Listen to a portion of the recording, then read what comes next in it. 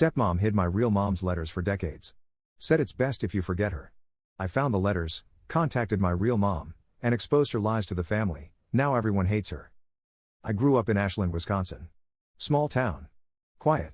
The kind of place where every street looks like a postcard in winter, but behind every door is someone else's mess. Mine just happened to be worse than most. My mom, Celeste, was everything to me when I was little. She was soft-spoken, always humming, and made the best blueberry pancakes every Sunday. My earliest memory is her holding me on the porch while a thunderstorm rolled in, telling me not to be afraid. I didn't know that storm would be nothing compared to what was coming. When I was 5, she disappeared from my life. One day, she was there, braiding my hair, singing softly under her breath. The next, gone. My dad, Malcolm, didn't explain much. Just told me, "Your mom's not coming back. It's for the best." That was it. No real answers, no comfort. Just silence. Within a year, he remarried. Her name was Merle. Even now, just typing her name makes my stomach churn. She walked into my life with the energy of a drill sergeant, and from day one, she made it clear I was no longer my dad's priority. She was tall, stern, and always smelled like hairspray and cheap perfume. Merle wasn't interested in being a mother to me. She wanted to take over. She was quick to set the rules. "Your mom is gone. You need to forget her," she told me the first night she moved in. I was 6, sitting at the kitchen table, and I remember staring at her, confused. Forget her? How do you forget your own mom? Merle didn't just say it, she made it happen. One afternoon while I was at school, she gutted the house of everything that had belonged to my mom. Family photos, clothes, letters, all of it vanished. When I asked where it all went, she shrugged and said, "Things from the past don't belong here." I cried that night. My dad didn't say much. He never did. He worked long hours as a mechanic, coming home late and tired. If Merle told him I was acting out, he would give me a half-hearted scolding and go to bed. It felt like he'd handed over all parenting duties to her and checked out. Growing up under Merle was suffocating. She micromanaged everything, how I dressed, who I talked to, even what I read. If I did something she didn't like, she'd ground me or make me scrub the baseboards until my knees hurt. But her favorite punishment was silence. She'd ignore me for days, making me feel like I was invisible. I was too young to understand it was a form of control. All I knew was that I felt unwanted. As I got older, I learned not to ask about my mom. Anytime I did, Merle would give me that sharp look and say, "Your mom wasn't good for you. I'm doing what she couldn't." My dad? He'd just sigh and look at his shoes. Merle and my dad had twins when I was 10, Yvette and Clancy. Suddenly, I wasn't just invisible. I was a servant. Merle doted on the twins while I was left to take care of them when she needed a break. If they made a mess, it was my job to clean it. If they cried, it was my fault for not entertaining them. It was like I stopped being a kid and became staff. But even then, I never stopped thinking about my mom. I'd lay awake at night, trying to remember her voice, her face, the way she used to sing to me. I wondered where she was, if she thought about me, if she missed me. Sometimes, I'd whisper her name into the darkness, like a prayer. "Mom? Are you out there?" Merle didn't know, but she couldn't erase all the memories. I kept one photo of my mom hidden, buried in the lining of an old jewelry box Merle never touched. I would look at it when I felt alone, tracing her face with my fingers. It was my secret, my anchor. My dad passed away last year. Heart attack. I hadn't spoken to him much in the years leading up to it. He and Merle were still living in Ashland, and I had moved to Minneapolis for work. After he died, Merle called me. "You need to come home and clean out the garage," she said. No pleas, no sympathy. Just orders. That was Merle. I didn't want to go, but I did. The garage was a disaster, boxes stacked to the ceiling, old tools covered in dust, and the faint smell of oil and mildew. I spent hours sorting through junk, silently cursing Merle for making me do this alone. That's when I found it. An old trunk, locked tight. I almost didn't bother with it, but something told me to check. I flipped it over and found the key taped to the bottom. When I opened it, my heart stopped. Inside were dozens of letters, all addressed to me. The handwriting was familiar, even after all these years. It was my mom's. My hands shook as I opened the first envelope.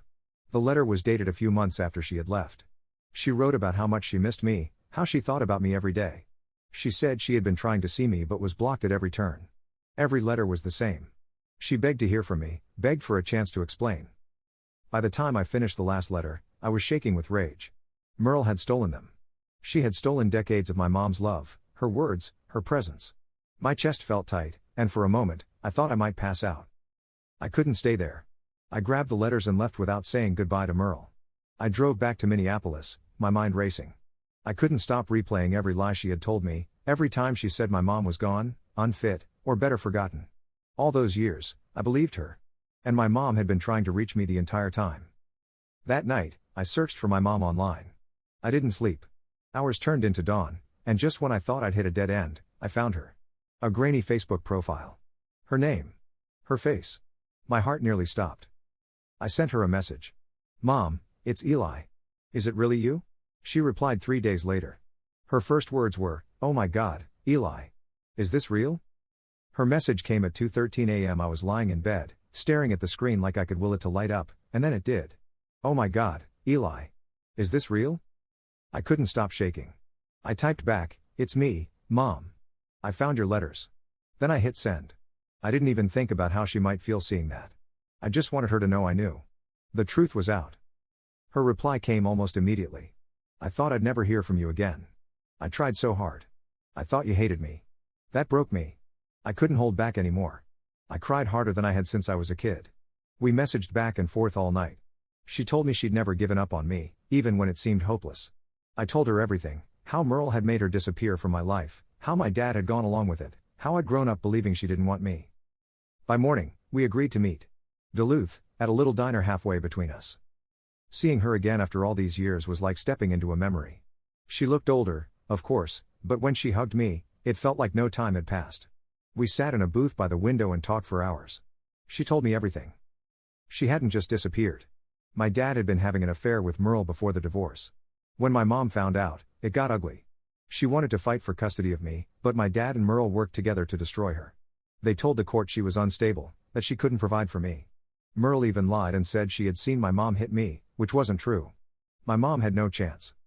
Even after she lost custody, she tried to stay in my life. She wrote letters, sent gifts, even tried to call. But Merle made sure I never saw or heard any of it. She told my mom to stop or she'd get the police involved. Eventually, my mom was forced to back off. "I thought it was better to leave you alone than have you see me dragged through court again," she said, her voice breaking. Hearing all this made my blood boil. I had grown up thinking my mom didn't care about me, when all along, it was Merle pulling the strings. She had stolen my childhood, my memories, my connection to my real mom, and for what? To play house with my dad and control everything. I knew I couldn't just let this go. I wasn't the same scared kid who used to tiptoe around Merle. She had taken too much from me, and it was time to make things right.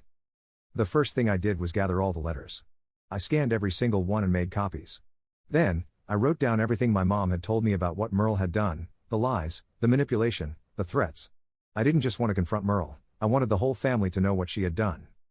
I called a family meeting. I told my siblings and a few of my dad's relatives that I had something important to share and that they all needed to come.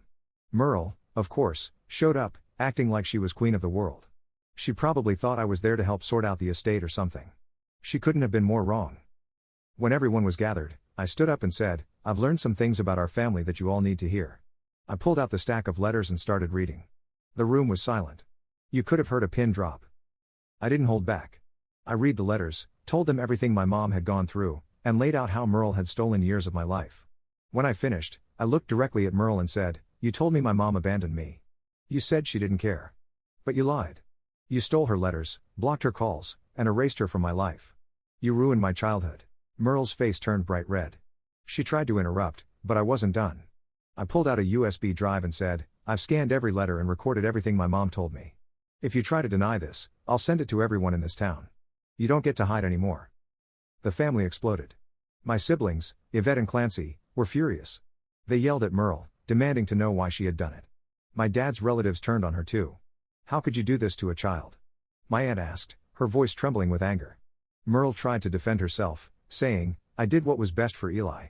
His mom was no good for him." But no one was buying it. I walked out before things got too ugly. I didn't need to stay and watch her squirm. The damage was done. The truth was out, and there was no way for her to spin it. After that day, everything changed. Merle became a pariah. People in town started talking, and word spread fast. She lost the respect of the family, her friends, and pretty much everyone who knew her. Even Yvette and Clancy cut ties with her.